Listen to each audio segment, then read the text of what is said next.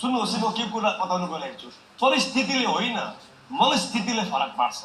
परिस्थिति भनेको चाहिँ तपाईको जीवनमा के भइरहेको छ, बाहिरी अवस्था।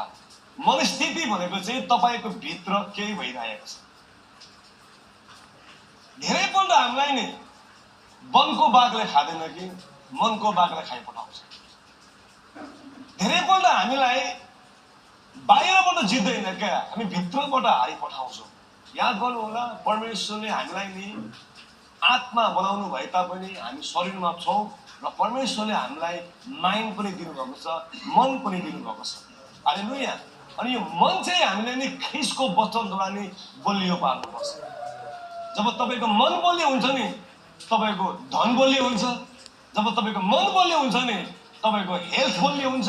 जब तपाईँको मन बलियो हुन्छ नि तपाईँको जीवन बलियो हुन्छ। जब तपाईँको मन राम्रो हुन्छ नि तपाईँको जिन्दगी राम्रो हुन्छ।